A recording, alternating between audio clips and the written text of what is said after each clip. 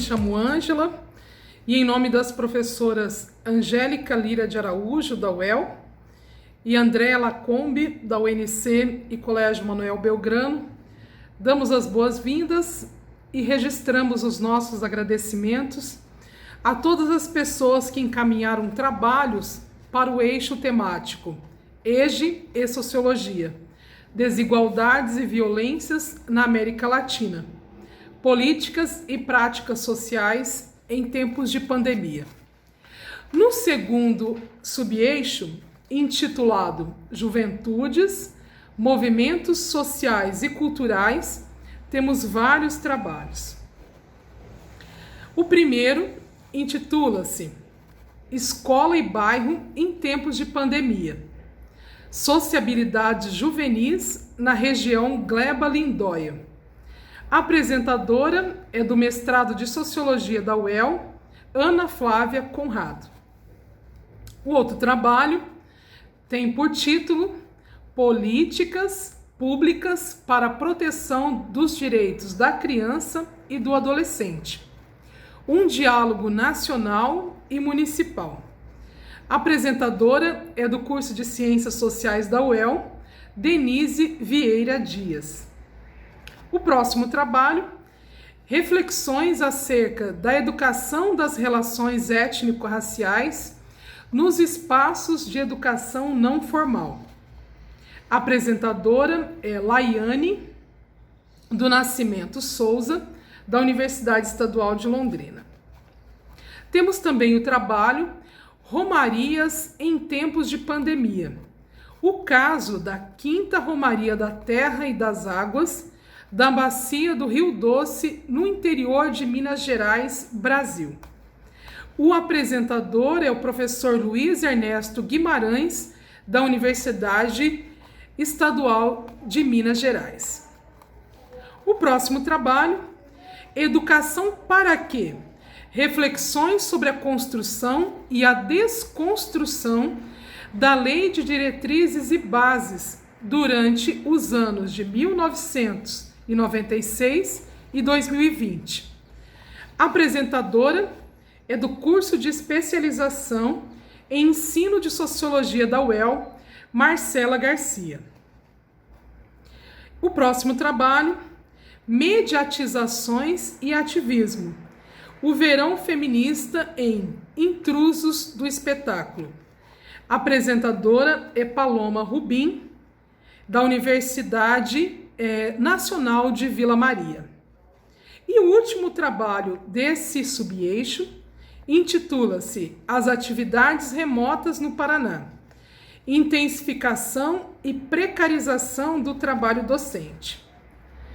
O apresentador é Rogério Nunes da Silva e a apresentadora Karina Lani Ramalho de Sá Furlanete, ambos docentes da Rede Estadual do Paraná.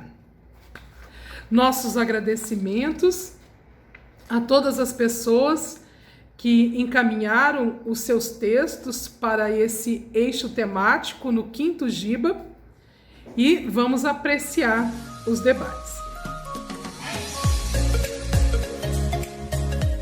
Olá, meu nome é Ana Flávia Nicolau Conrado, eu sou estudante lá do programa de pós-graduação em Sociologia da Universidade Estadual de Londrina e eu venho através desse vídeo apresentar para vocês um pouquinho da minha dissertação, Atualmente eu me encontro no mestrado, e eu vim apresentar então o meu projeto de dissertação, no qual passou por vários processos de construção e desconstrução, tanto de objetos de pesquisa, problematização e entre outras coisas que a gente sabe que são exercícios naturais do fazer científico, de quando a gente entra para um mestrado.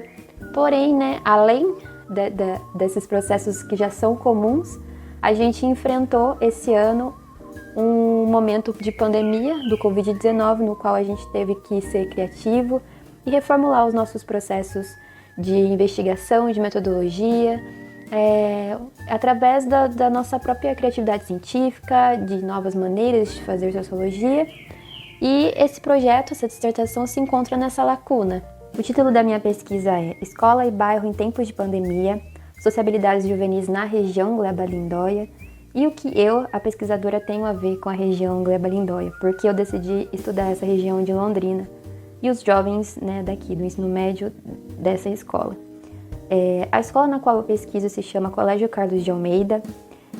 É a escola no qual eu estudei todo o meu ensino fundamental e ensino médio completo, desde da quinta série até o terceiro ano do ensino médio.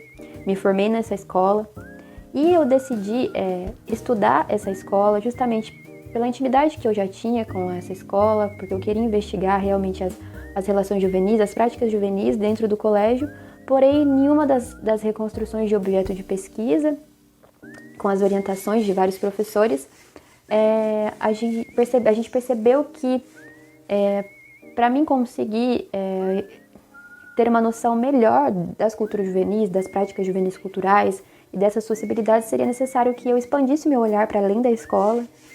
E nesse processo todo foi se percebendo que a região Gleba-Lindóia, ela é uma região que ela fica na região leste de Londrina, é uma região à periferia do centro de Londrina, né? Ela está afastada do centro, e dentro dessa região se tem uma lógica de funcionamento próprio, no qual as pessoas elas moram aqui, constituem família aqui, e os filhos dessas pessoas continuam morando nessa mesma região e constituindo família nessas regiões.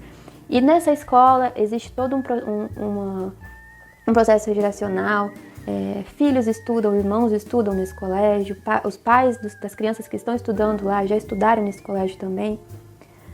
E tudo isso foi se resgatando durante a reconstrução desse objeto de pesquisa, e foi isso que tornou-se interessante. E no meio desse processo aconteceu a pandemia, e nesse momento a gente teve que reformular algumas metodologias na qual eu já tinha interesse de usar antes para conseguir investigar esse objeto de pesquisa. Não seria mais possível investigar ou fazer a etnografia dentro da escola enquanto espaço físico. Agora a etnografia seria no espaço virtual, nas aulas virtuais. Então a minha realização da etnografia está sendo um espaço virtual, junto com a professora na qual tem me dado o espaço para mim estar em sala de aula. E a etnografia no bairro com todos os seus limites. E o meu olhar etnográfico começou então a mudar e a perceber outras coisas diferentes de acordo com o momento pandêmico no qual a gente começou a viver, né? Então essas sociabilidades também, as sociabilidades do próprio bairro também se mudaram muito durante esse processo, elas se transformaram também durante esse processo. E é isso que essa pesquisa tem o intuito de responder.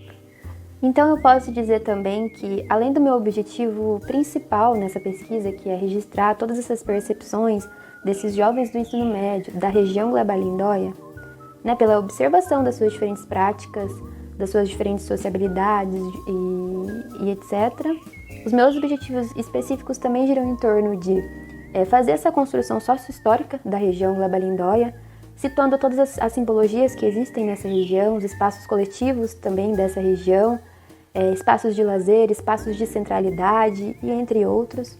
Um outro objetivo também é problematizar essas juventudes que estão nessa região, que estão no ensino médio dessa escola, que moram na região Gleba-Lindóia, e desvendar as caracterizações específicas que essas juventudes que habitam aqui têm, e compreender também como que se dão essas sociabilidades desses jovens, como que eles vivenciam a sua juventude dentro dessa região. E então a minha primeira hipótese é de que essas juventudes em geral, que são filhas de classes trabalhadores, nessa juventude lá da escola, do ensino médio público, que vivem nessa região periférica, afastada do centro de Londrina, essas juventudes elas transitam experiências culturais e sociabilidades únicas, que são construídas historicamente, muitas vezes, e também ressignificadas na dinâmica desse pedaço de periferia desse município.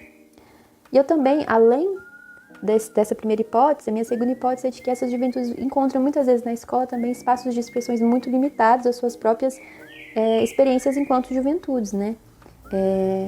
E muitas vezes contraditórias às próprias propostas escolares, né? Muitas vezes não dão voz a essa juventude e reproduzem certas desigualdades e violências. Também a respeito da metodologia, e da prática etnográfica, eu posso dizer que o meu objetivo é compreender então as juventudes e todos esses processos de sociabilidades perpassado por essa prática etnográfica, né? E pela pesquisa qualitativa também, porque eu tenho o intuito também de realizar algumas entrevistas, se possível realizar um grupo focal com alguma turma do ensino médio na qual eu estou participando dessas aulas online. E eu posso dizer que os elementos também de observação participante, de prática etnográfica, também vão me ser muito importantes para o estranhamento e desnaturalização do meu próprio olhar enquanto situante, enquanto moradora desse lugar, né? Porque eu, sendo moradora do bairro há 25 anos, já tenho as minhas relações aqui construídas, os meus laços também de sociabilidade, e esse estranhamento por parte da etnografia vai me ajudar também a construir uma relação com a região científica e objetiva, né? E não apenas de moradora do bairro. Então, nesse sentido, há vantagens de ser moradora do bairro, de conhecer muitas vezes as dinâmicas e de saber aonde buscar algumas informações, mas também há essas desvantagens de muitas vezes poder ter esse olhar de proximidade muito grande com o objeto de campo, né? E entre outras coisas. No geral, acredito que seja isso a minha pesquisa. Existem outros pontos a serem explorados, outras questões teóricas muito interessantes que eu poderia também falar mais sobre, mas acredito que em 6, 8 minutos de vídeo é o que eu consigo resumir aqui para vocês. Obrigada pela oportunidade de estar apresentando aqui minha dissertação e até daqui a pouco. Olá, meu nome é Denise, eu sou discente do curso de Ciências Sociais pela Universidade Estadual de Londrina. Bom, a proposta do meu trabalho, a proposta da minha pesquisa é compreender como está dialogando e como dialoga as políticas públicas do Plano Nacional dos Direitos Humanos com as políticas públicas municipais a respeito dos direitos da criança e do adolescente. Mas por que dessa problemática? O Sistema Nacional de Ouvidoria dos Direitos Humanos nos relata e nos mostra dados assustadores a respeito da violência contra crianças e adolescentes. A violência compõe o maior quantitativo de denúncias recebidas pelo Disque Direitos Humanos. E isso é muito grave, porque o público infanto-juvenil é um público que não se pode autoproteger ou é um público que não tem uma visibilidade para adquirir proteção como nós adultos temos. Então a proposta do trabalho é olhar para esse público infanto-juvenil, conhecer quais são as suas necessidades, conhecer como esse público se comporta frente a essas violências e principalmente o que o Estado como protetor principal tem feito para garantir a segurança, a integridade física, a integridade psicológica, a integridade moral das crianças e dos adolescentes. Nós sabemos e nós vemos pelos dados que mais de 50% dos abusadores contra crianças e adolescentes no âmbito da violência sexual são os próprios pais, tios, primos ou primas e amigos da convivência familiar dessa criança. Ou seja, os principais agressores estão dentro do lar das crianças e dos adolescentes. E como que nós podemos, como Estado, como instituição escolar, como corpo docente, corpo de equipe pedagógica, como nós podemos atuar e criar metodologias e criar mecanismos para que nós venhamos garantir a proteção integral desse público infanto-juvenil. Essas são algumas das questões que nós tentamos resolver com o meu projeto de pesquisa e com a pesquisa que eu tenho desenvolvido.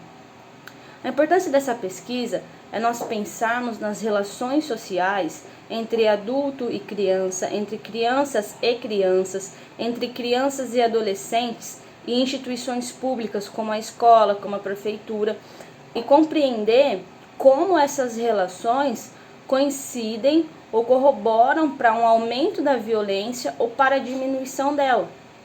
Então é muito importante que nós olhemos para a violência contra crianças e adolescentes como um fenômeno que grita por atenção e como um fenômeno que tem chorado dia e noite porque não é visto, não é ouvido e não tem ganhado voz na sociedade.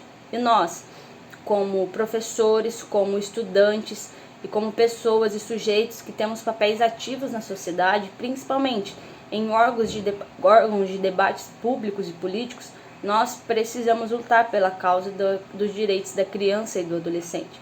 Nós precisamos ir atrás para garantir os direitos da criança e do adolescente. Outro assunto muito interessante também, outra questão que nós abordamos em nossas pesquisas, é o fato que há uma vitimação e uma vitimização da criança e do adolescente pelo fenômeno da violência. Ou seja, a vitimação, ela ocorre para qualquer criança, de um agressor para qualquer criança. Então isso engloba todas as classes. E a vitimização é algo específico de um grupo social menos favorecido, ou um grupo social que não é visível, um grupo social que não é notado pelas instituições públicas e políticas, enquanto um público excluído. Então, são crianças e adolescentes que já vivem em estado de vulnerabilidade social e possuem uma probabilidade e uma consequência maior dessa violência, dessa vitimação que essa criança sofre. Então, nós encontramos dois fenômenos no âmbito da violência contra crianças e adolescentes que perpassa toda a nossa sociedade. Então, a violência, ela não encontra na criança um público específico, mas ela encontra um público vulnerável, porque ele não tem autodefesa, ele não consegue sair daquela situação. E aí nós encontramos um perfil que a Maria Amélia Azevedo discute no seu livro Crianças Vitimizadas, a Síndrome do Pequeno Poder, a questão da Síndrome do Pequeno Poder. O que seria essa Síndrome do Pequeno Poder? A Síndrome do Pequeno Poder nada mais é uma pessoa que tem um pequeno poder, querendo colocar o seu poder em alguém menor que ela. Então, por exemplo, nós encontramos um homem que ele é empregado, então ele tem um patrão, ele tem alguém que é superior a ele, e ele tem uma necessidade de exercer o poder sobre algo. Então esse homem, ele encontra na criança essa oportunidade de exercer a sua violência, né? De exercer essa síndrome de um poder que é pequeno, de um poder que não se sobressai a ele. E aí nós encontramos a interseccionalidade nesses casos em relação a gênero e cor. Então, quando nós olhamos para mulheres, nós vemos que as mulheres são as mais vulneráveis também, porque os homens, por uma cultura machista, né, o homem acredita que ele é superior, então ele tenta exercer o seu poder em cima das mulheres. E aí nós encontramos a mulher negra também nessa situação. E aí nós encontramos a criança negra e pobre, que vive em vulnerabilidade social, e é a criança que está totalmente vulnerável, e é a criança que está totalmente à mercê ali da violência.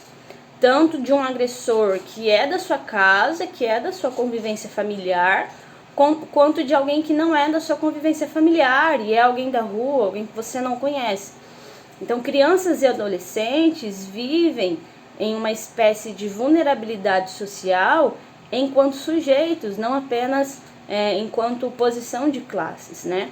E é olhando para esse sujeito, é olhando para esse fenômeno que nós desenvolvemos pesquisas e nós temos lutado para garantir que as políticas públicas de proteção integral a crianças e adolescentes se qualifiquem, se solidem e principalmente sejam práticas e ativas para a defesa dos direitos.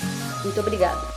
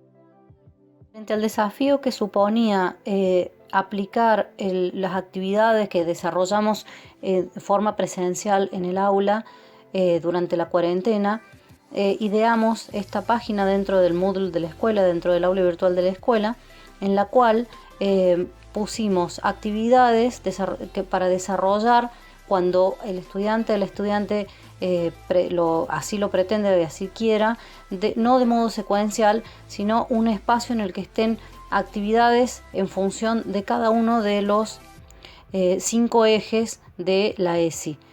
Como vemos aquí, tenemos la portada y después desplegadas cada una de las pestañas que corresponden a los distintos ejes, y además una pestaña más que es la presentación de nuestro equipo, que es el equipo ESI, y otra pestaña más que es esta, que es ESI Hoy, en el cual hay un texto que explica qué significa la ESI en la cuarentena, cómo nosotros pensamos la aplicación y las actividades y los distintos desafíos de ESI durante la cuarentena. Por eso es que planteamos que ESI no está en cuarentena. Nuestras actividades no están en cuarentena, al igual que la afectividad, el deseo y también la violencia de género no se toman su tiempo durante la cuarentena. La propuesta entonces es, a partir de la portada, pueden entrar a las distintas actividades de los distintos ejes, tanto sea por las pestañas como les mostraba aquí arriba, estas distintas pestañas, o sino también haciendo clic en cualquiera de los ejes que se les ocurra. Los dibujos que acompañan a nuestras actividades los desarrolló Emixin, que es una artista plástica y grafitera cordobesa.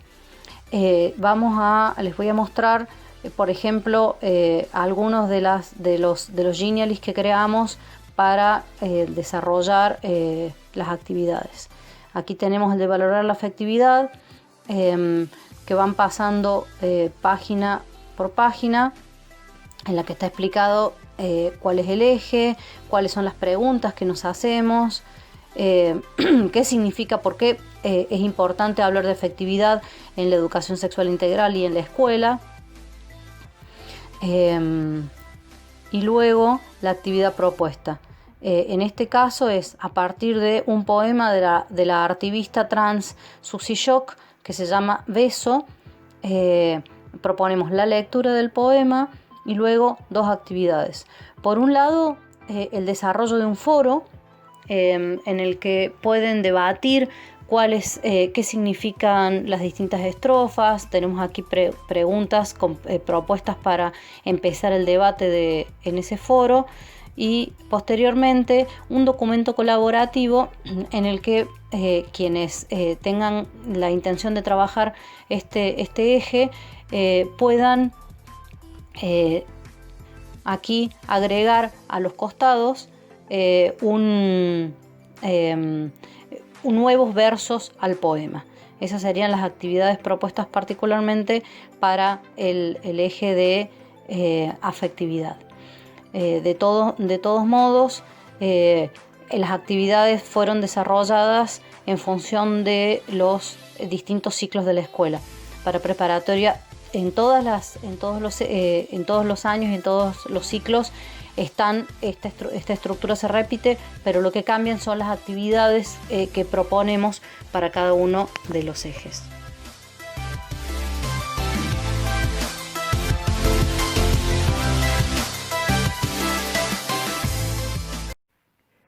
Pensar la escuela y la educación sexual integral en el contexto de la pandemia del COVID-19, del aislamiento social preventivo y obligatorio, y por lo tanto de la virtualidad, implicó un alto en el tiempo para pensar el espacio que debe ocupar en la vida de la escuela y si este lugar de encuentro era posible sin el contacto físico. La elaboración de este entorno virtual, que escapa de las coreografías didácticas más tradicionales para permitir recorridos diversos y proponer distintos lenguajes y recursos, fue toda una apuesta. Una apuesta, un juego, un ensayo, que reconociendo los nuevos escenarios con sus potencialidades y limitaciones, se propuso sostener el carácter transversal de la ESI, garantizar el acceso a ese derecho para los y les estudiantes, habilitar espacios de escucha y circulación de la palabra, y ofrecer contenidos que interpelen, que deconstruyan supuestos y prejuicios. En definitiva, seguir pensando la escuela como un espacio en el que la ESI aporte a que les niñas y jóvenes puedan pensar y vivir su sexualidad y su género de maneras más libres, sin violencias ni discriminaciones.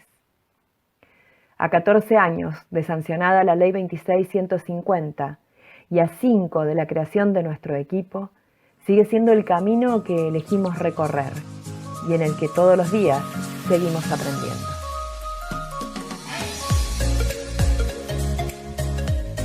Olá, meu nome é Laiane do Nascimento Souza, sou estudante do curso de Pedagogia 4º ano da Universidade Estadual de Londrina, juntamente com a professora doutora Marleide Rodrigues da Silva Perrude, venho apresentar a minha pesquisa, que se encontra-se em andamento, sobre o tema Relações da Educação Étnico-Raciais dentro dos espaços de educação não formal.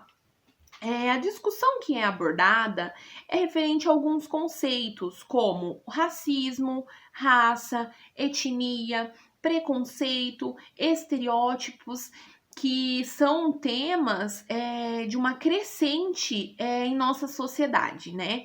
Então, a partir daí, como eu já disse, a minha pesquisa encontra-se em andamento, né? Eu busco refletir como que a educação das relações étnicos-raciais, as ERERs, acontecem dentro dos espaços de educação não formal. Dentro desses espaços de educação não formal, existem as ações do serviço de convivência e fortalecimento de vínculo. O que são esses serviços? São os quais contribuem para que as crianças e adolescentes façam trocas de experiências, façam trocas de identidade, trocas culturais, fortalecimento de vínculo familiar, convivência comunitária, né? Então, a partir desses espaços, a minha pesquisa busca compreender, tem por objetivo compreender e discutir como a educação das relações étnico-raciais acontecem dentro desses espaços, né? E a fim de que ela possa desenvolver uma reflexão nessas crianças e adolescentes sobre a importância do debate em relação a essa temática, né? E trazer a eles a contribuição na qual favorecem essas crianças e adolescentes nas ações de combate ao preconceito racial e ao racismo, né? Neste sentido, o estudo ele parte de uma necessidade de problematizar a importância das relações étnicos-raciais dentro dos serviços de convivência, né, e fortalecimento de vínculo. Então, a gente começa a ter algumas indagações, né? Como acontecem essas discussões acerca das questões raciais dentro dos espaços de convivência, né? Se há essas discussões desse tema, como elas são abordadas, como elas são colocadas em debate, né? Então, a minha pesquisa, ela vem sendo realizada numa perspectiva qualitativa, né? E como procedimento, né? É feito um estudo bibliográfico, tendo por base alguns estudos de Santana, da Pietra de Wuhan, da Cavalheiro, Silva, Munanga, né? Enfim, e também análise de documentos, né? Um dos documentos que eu trago é a Lei 10.639/03, que ela torna-se obrigatório o ensino e história da cultura afro-brasileira e africana dentro dos espaços de educação do ensino fundamental e médio, né, em escolas públicas e privadas. E eu trago também o parecer do Conselho Nacional da Educação 03/2003, que aprova as diretrizes curriculares nacionais para a educação das relações étnico-raciais e para o ensino da história e cultura afro-brasileira e africana, né? Neste sentido, a gente entende que essas políticas afirmativas, né, do que torna obrigatória essa valorização do ensino da cultura afro, busca, através de uma perspectiva de eliminar, através do conhecimento, as desigualdades historicamente deixadas, né? E assim, essas políticas afirmativas garantem, né, essa igualdade de oportunidades de tratamento, né? Portanto, a gente percebe que os negros são hoje no Brasil as maiores vítimas de racismo e de preconceito racial, né? Mesmo com todas as políticas afirmativas, mesmo com toda o ensino e história da cultura afro-brasileira, né? A gente entende que ainda é necessário essa ampliação desse conhecimento, né? Que a gente possa desnaturalizar aquilo que nos foi trazido culturalmente, né, do que nos foi ensinado culturalmente, né. Então, quando a gente traz os conceitos de etnia, de raça, de preconceito, de racismo, de estereótipos, né, a gente vem para compreender a importância desse debate, né, acerca dessas questões étnico-raciais dentro dos espaços de educação não formal, né. E as reflexões que eu trago, né, parciais desse estudo que eu venho pesquisando, me revela que dentro desses espaços de educação não formal, mesmo considerando toda a Lei 10.639/03, que torna obrigatório esse ensino, né, a gente percebe que ainda se torna insuficiente essas abordagens, né, diante dessas questões étnicos raciais, né? A gente percebe que esse espaço carece de uma ampliação desse debate, né? Dessa compreensão do quão é relevante trazer essas questões dentro dos espaços de convivência, né?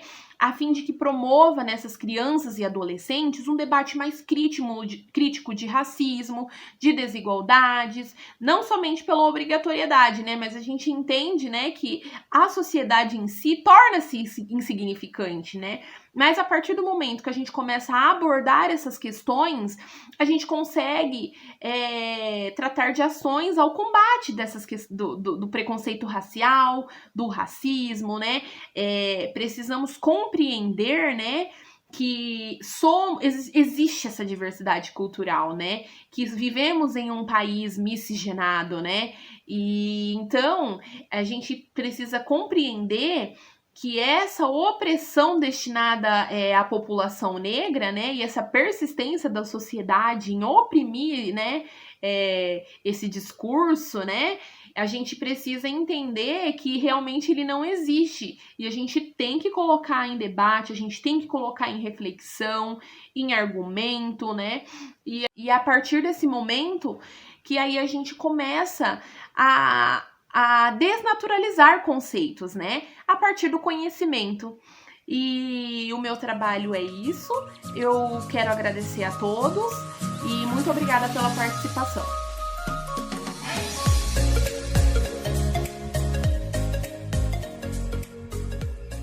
Olá, todos e todas. É um prazer poder estar participando desse evento. Meu nome é Luiz Ernesto Guimarães. E eu sou professor na Universidade do Estado de Minas Gerais, cujo campus é localizado na cidade de Barbacena, no interior de Minas. Meu trabalho é sobre romarias em tempo de pandemia. O caso da Quinta Romaria da Terra e das Águas, no interior de Minas Gerais. No doutorado eu já havia estudado sobre romarias, é um tema que eu venho continuando a trabalhar, com alguns alunos inclusive, lá na universidade. E em decorrência da pandemia, que estamos vivendo, algumas romarias começaram a ser formuladas de forma virtual, que é, portanto, algo novo. Isso porque as romarias, né, é um evento muito antigo na prática do catolicismo, né? Ela basicamente se dá pelo ajuntamento de pessoas. Então, há uma aglomeração de pessoas, há uma presença expressiva de pessoas no mesmo local, e que com a pandemia isso se tornou inviável. E isso que o isolamento é o mais adequado para evitar a propagação do vírus. Então, eu me deparei com essa romaria. Alguns alunos, inclusive, viram, né, sobre o evento, mandaram, né, me alertaram sobre o evento, e depois eu fui pesquisar. Então, de fato, né, iniciaram esse processo, né, essa empreitada de uma romaria virtual, né, uma romaria remota, e que, portanto, como eu disse, é algo novo, e o interesse, portanto, aumentou ainda mais nesse momento, né. Já estava planejando, inclusive, a participação, fazer uma pesquisa de campo numa romaria dos trabalhadores, aqui também em Minas Gerais. Foi cancelada, né, por conta da pandemia, e aí surgiu essa romaria da Terra das Águas.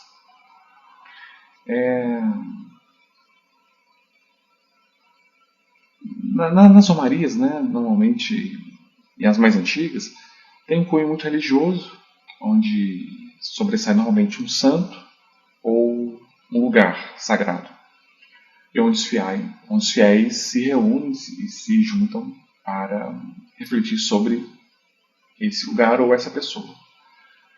Com a proposição da teologia da libertação, né, da década de 1960, 70, na América Latina,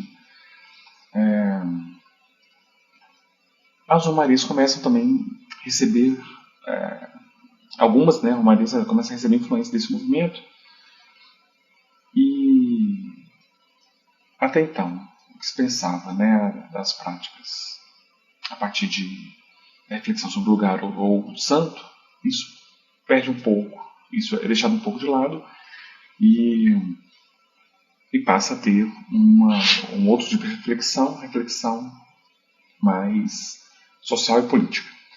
E a Romaria da Terra das Águas, ela está nesse viés, né? Normalmente discutindo, refletindo temas a partir da questão do meio ambiente, né? A partir da questão da exploração, né, do trabalhador rural, das dificuldades do trabalhador do campo, e como que eu estudei, né, no doutorado, que foi uma região que tinha uma plantação muito grande de eucalipto, então fazendo a crítica desse modelo de cultivo. Então a Romaria da Terra ganha esse viés. No caso aqui de Minas Gerais,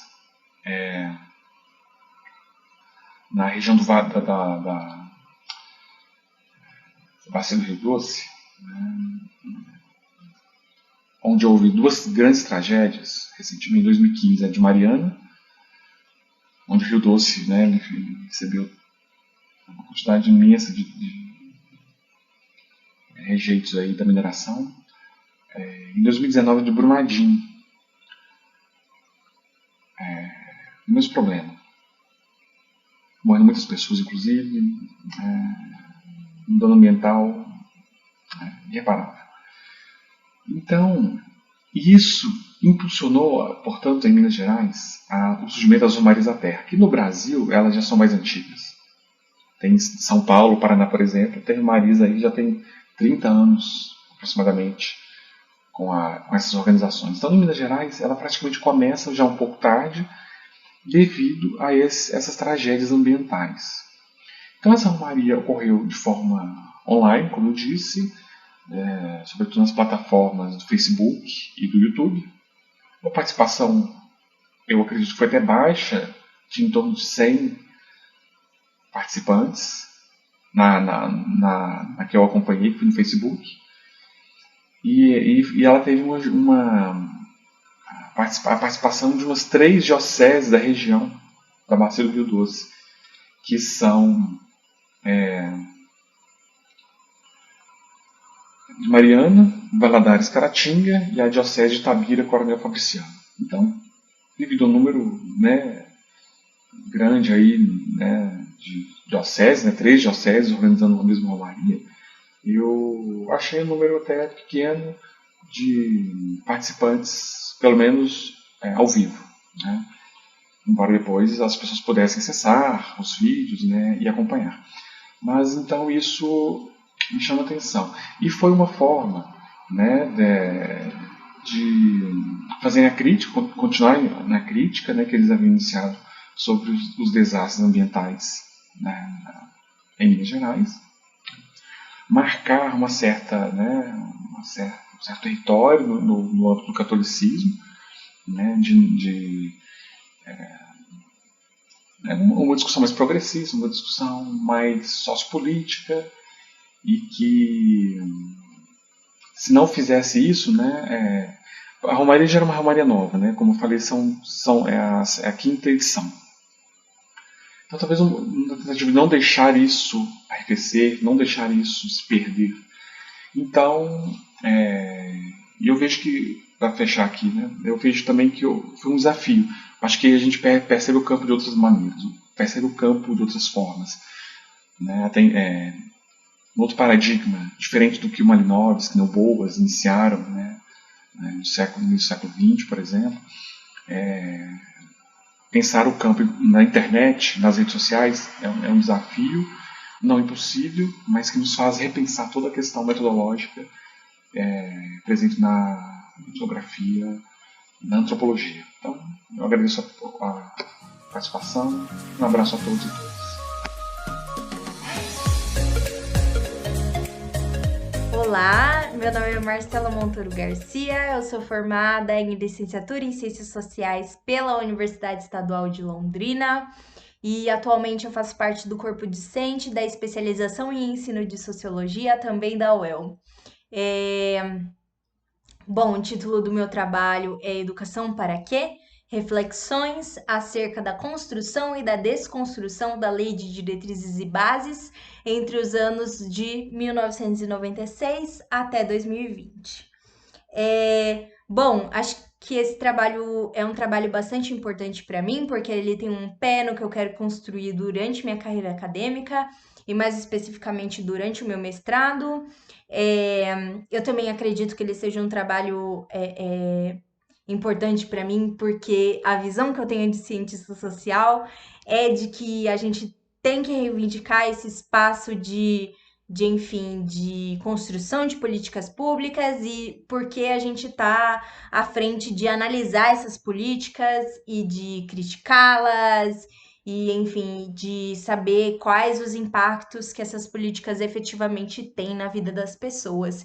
Então, enfim, eu me coloco nesse lugar enquanto cientista social e gostaria muito que os meus colegas de área também tomassem para si essa discussão, assim, prioritariamente, porque ela é muito urgente, né, para a sociedade brasileira. Bom, o meu trabalho ele vai falar sobre, vai se questionar sobre, enfim, qual é a finalidade que é essa escolarização ofertada pelo Estado, né? Então, qual é a finalidade da escolarização pública ofertada para o ensino médio regular, né? Então, para os últimos anos aí escolares da população no geral. E meu trabalho vem nesse sentido de tentar entender o cerne filosófico, né? Qual o propósito, qual o norte, por que que a gente anda, para que a gente escolariza as pessoas no Brasil, né? Qual a ideologia por trás dessa escolarização pública ofertada? Bom, e aí meu objeto de análise, então, nesse sentido, vai ser a Lei de Diretrizes e Bases, né? A Lei de Diretrizes e Bases é um documento importante nessa análise, porque ele vai regulamentar, enfim, a educação de todo o território nacional, né? Então, enfim, ele é um documento muito importante para a regulamentação da educação e da escolarização no Brasil, e também porque a Lei de Diretrizes e Bases vai trazer exatamente essa reflexão, né, de qual o cerne, qual o norte dessa formação, dessa escolarização dessas pessoas, né? Então, enfim, essa é uma questão importante, até essa é uma questão importante quando a gente quer refletir acerca de que tipo de sociedade a gente quer construir, né? Então, enfim, acredito que o meu trabalho seja relevante nesse sentido. Bom, então, a abordagem metodológica, né, que eu vou fazer desse objeto, ela é trazida para as políticas públicas educacionais brasileiras pelo Jefferson Maynardes, né? Então, este autor, Jefferson Maynardes, ele vai colocar a perspectiva trazida por Stephen Ball e os colaboradores dele acerca da análise de políticas públicas, né? Então, o Stephen Ball e a equipe dele, eles vão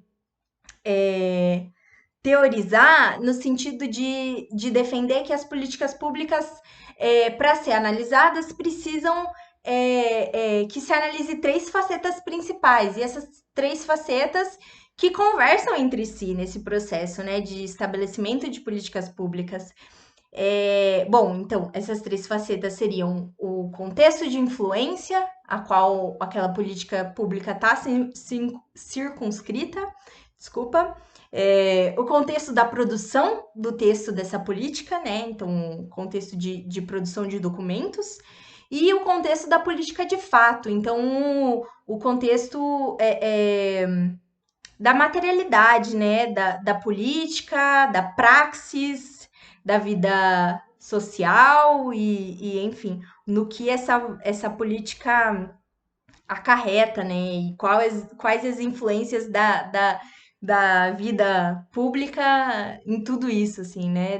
Da vida em sociedade, na construção dessas políticas enfim. Enfim. Bom, e aí eu vou pegar o recorte histórico de 1996 até 2020, o ano que a gente tá, né?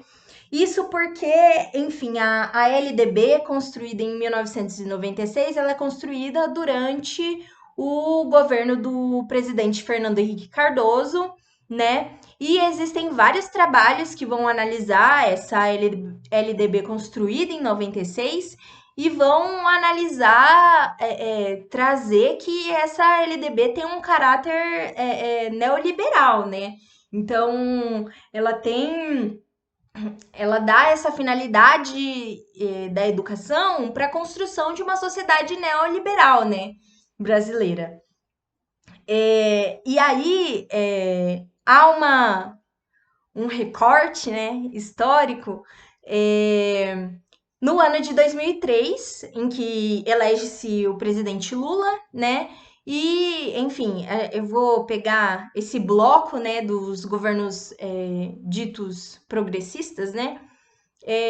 Do Partido dos Trabalhadores. Então, o governo Lula e o governo da Dilma Rousseff também, né? E aí, por que eu faço esse recorte? Porque a LDB construída nesse período, ela é construída em articulação com os movimentos sociais brasileiros.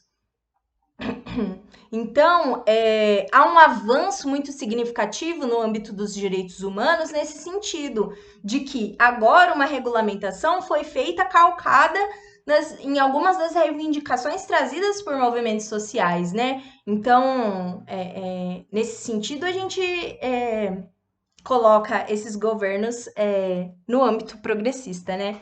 E aí há uma outra quebra, né, que vem aí a partir de 2013, vai resultar no golpe de Estado de 2016, sofrido pela Dilma, e que vai acarretar na eleição do governo neofascista que a gente vive hoje do Bolsonaro, né? E aí o meu trabalho vem para tentar entender em que sentido a gente perdeu, né? E as conquistas que a gente tinha conseguido durante esses anos progressistas e que caráter essa educação tem agora, né? Enfim, acredito que seja isso. Meu tempo tá acabando. Meu Deus. Tomara que meu trabalho seja relevante pro evento e que eu possa contribuir de alguma forma significativa para as jornadas, né? E, enfim, espero que a minha pesquisa seja legal e relevante. Enfim, muito obrigada pela oportunidade. Agradeço. Até mais.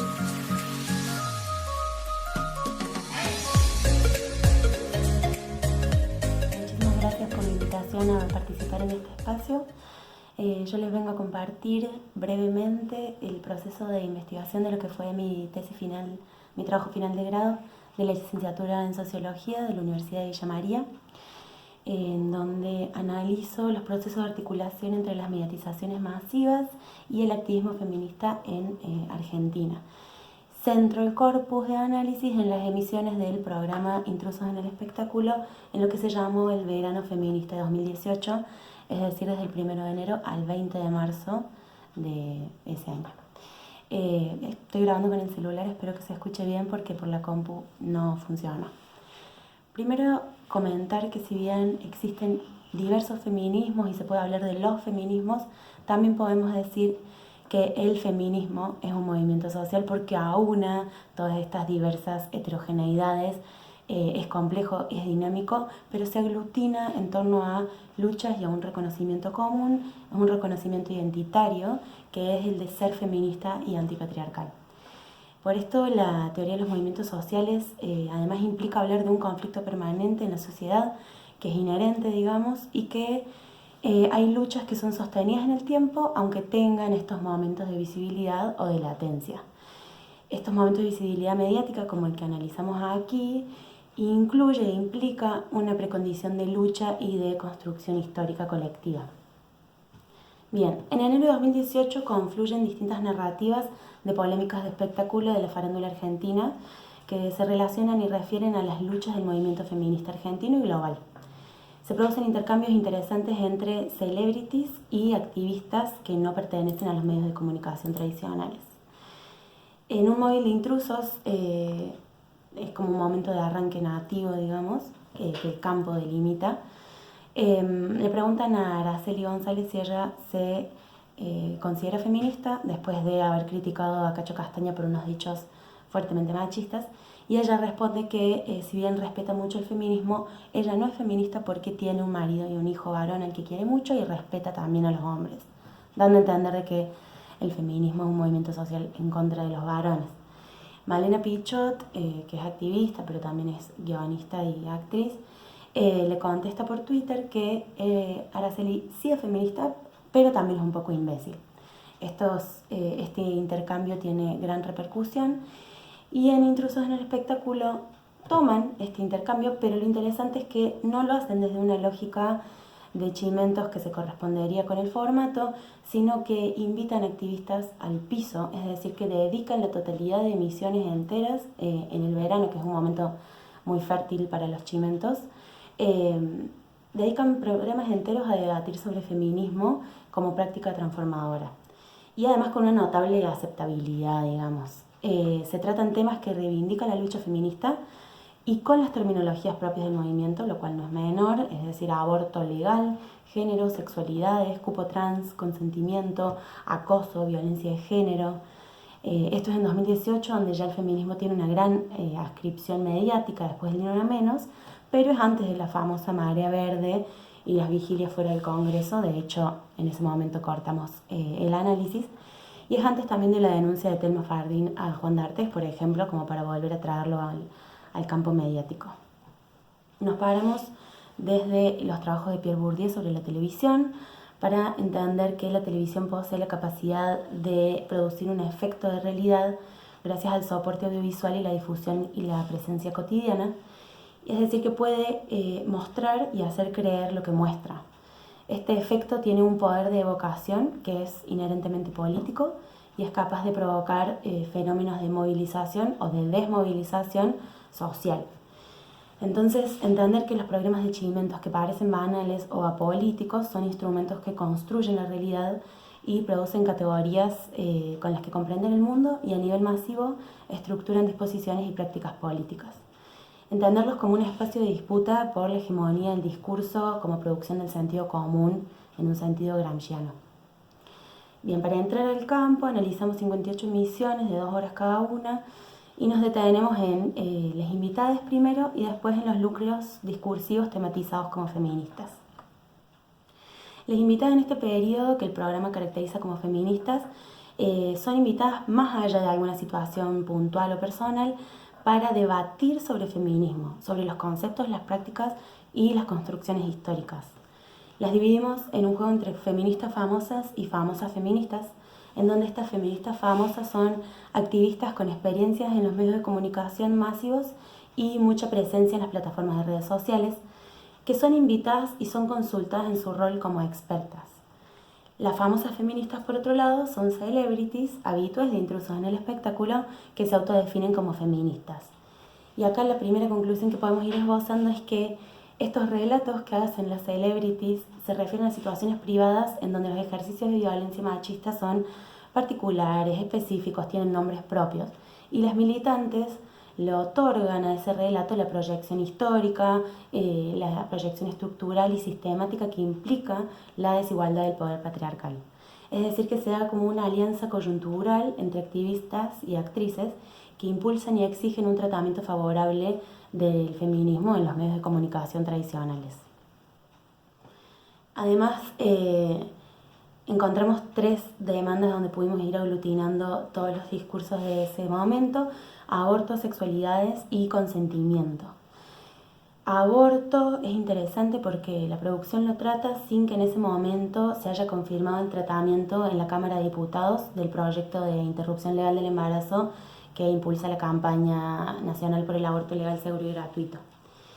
Es interesante analizar cómo es traído sin también la necesidad de que forme parte de algún conflicto particular entre celebrities.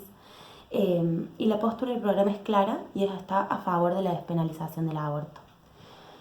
Para también volver a pensar en este efecto en este poder de evocación política que decíamos que Bourdieu nos advierte, en el programa donde está la señorita Bimbo, Virginia Godoy, del 5 de febrero de 2018, es uno de los primeros en la historia de la televisión argentina a donde se nombra a misoprostol y la posibilidad de un aborto seguro con pastillas. Ese día se dispararon exponencialmente las búsquedas en Google y en Wikipedia sobre misoprostol y aborto seguro, para entender estos efectos políticos.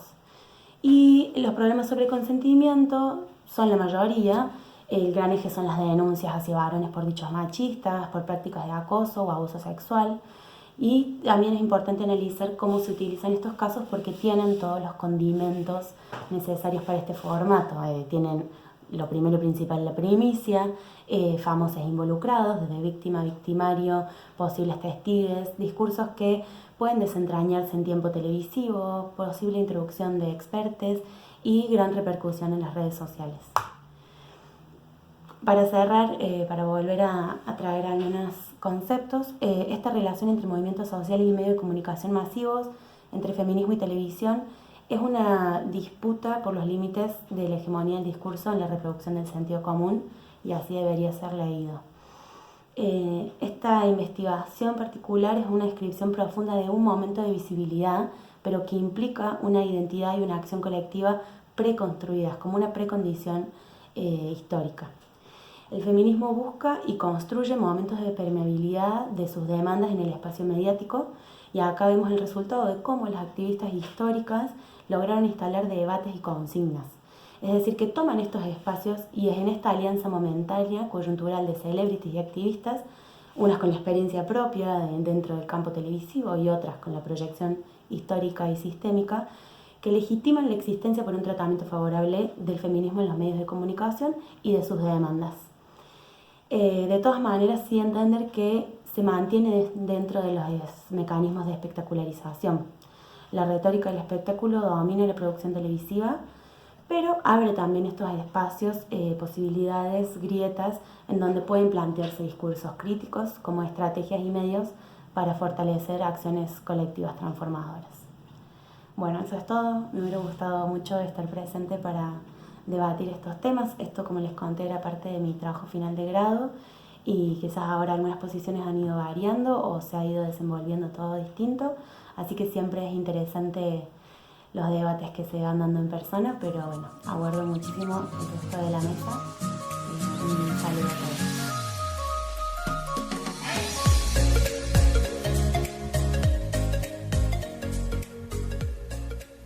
Olá a todos e todas, eu sou Rogério Nunes, professor de Sociologia da Rede Estadual do Paraná, né? Atuo em 4 escolas públicas aqui da região do município de Londrina, né? E também desempenho uma atividade no Sindicato dos Professores e Funcionários do Estado do Paraná, PP Sindicato. O nosso trabalho, né, daqui a pouco nós apresentaremos algumas outras informações, ele tem a intenção de, no primeiro momento, tratar desse tema que nós estamos vivenciando agora, que são as atividades educativas nesse período da pandemia. Nós que estamos, né, atuamos em sala de aula, estamos vivenciando, né, este novo cenário e estamos acompanhando os impactos dessas atividades, tanto no processo educativo dos estudantes, quanto nas nossas condições de trabalho. Como já disse inicialmente, sou professor de Sociologia já há 10 anos, aqui da Rede Estadual do Paraná. Nesse tempo, tenho desenvolvido algumas atividades no campo da formação, no campo do acompanhamento de estagiários, e do ponto de vista da apresentação, essa seria a minha intervenção inicial. Olá, meu nome é Karina, eu sou professora da Educação Básica, também aqui em Londrina, na CED, no Governo do Estado do Paraná.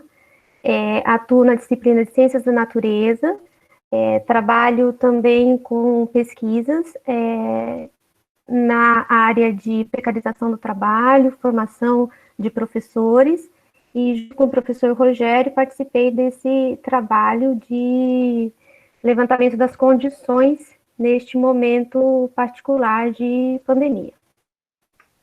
Como eu disse, né, a atividade, o trabalho que nós estamos propondo para o evento é uma atividade em conjunto entre a PP Sindicato Londrina e alguns projetos da Universidade Estadual de Londrina, que vinculados ao Departamento de Ciências Sociais e ao Departamento de Educação, para que a gente possa, num primeiro momento, né, historicizar como a pesquisa surgiu. A pesquisa tem o nome, né, ela tem o nome de Atividades Escolares durante a pandemia e condições de trabalho docente no Paraná. Em março, mais precisamente no dia 20 de março, o governo do Paraná publicou um decreto, né, prevendo o isolamento social como medida de prevenção ao coronavírus e, por consequência disso, suspendeu as atividades educativas presenciais.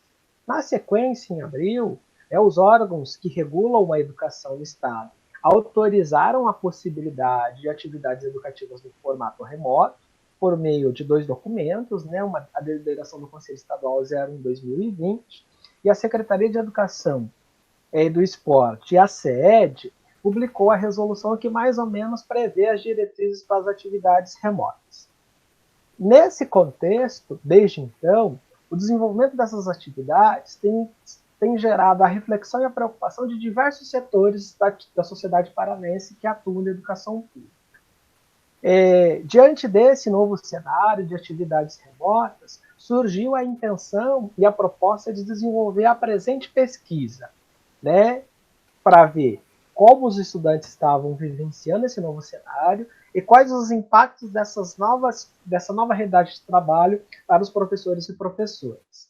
No que se refere aos objetivos da pesquisa, né, a pesquisa tem alguns objetivos e partiu de alguns questionamentos iniciais. Como o trabalho pedagógico, né, como as atividades educativas estão sendo desenvolvidas em educação básica no Paraná nesse momento, como os docentes, os professores e professoras percebem e caracterizam esse trabalho remoto e quais os impactos dessa nova forma de atividade educativa na aprendizagem, no trabalho pedagógico e nas condições de trabalho dos docentes. No que se refere à metodologia, né, a metodologia ela se deu a partir de um questionário disponibilizado no mês de maio, né, por via da plataforma Google Forms, sem identificação dos respondentes, dos docentes.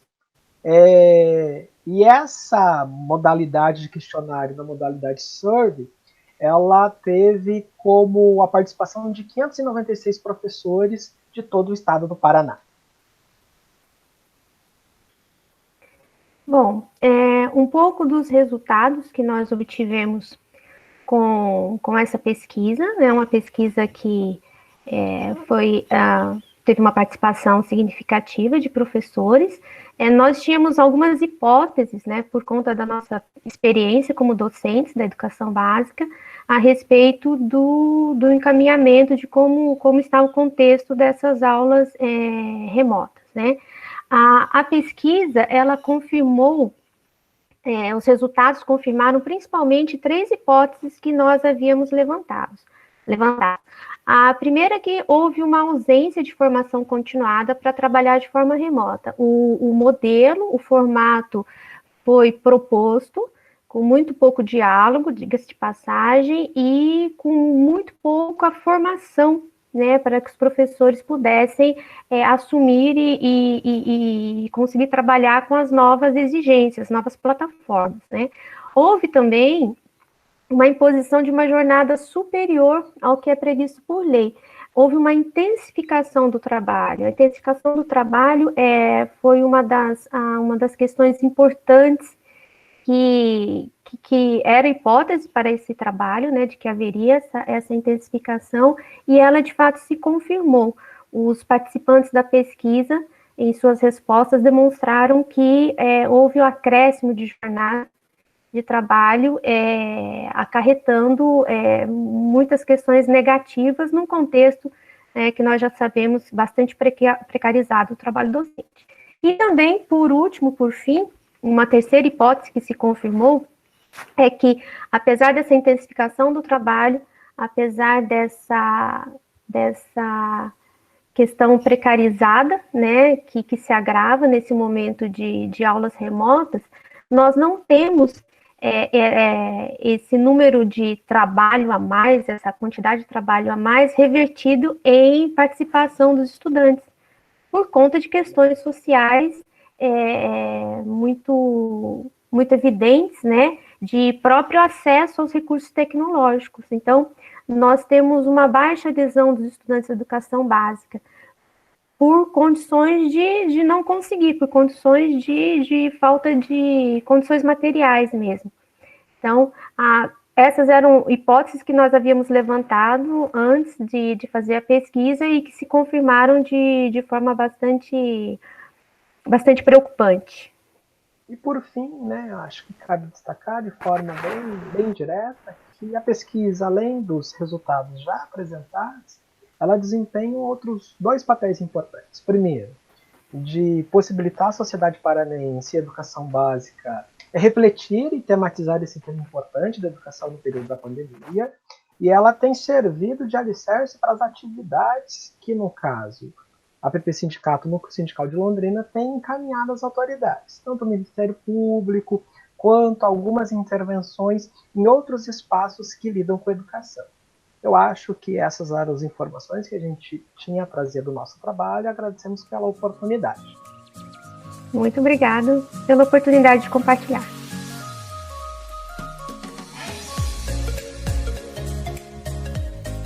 Então, para finalizar, nossa gratidão a todas as apresentadoras e apresentadores do eixo temático Desigualdades e Violências na América Latina, Políticas e Práticas Sociais em Tempos de Pandemia.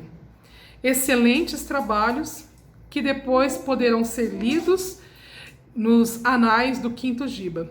Continuem apreciando os textos e apresentações desta quinta jornada Brasil e Argentina. Muito obrigada em nome das organizadoras desse eixo temático.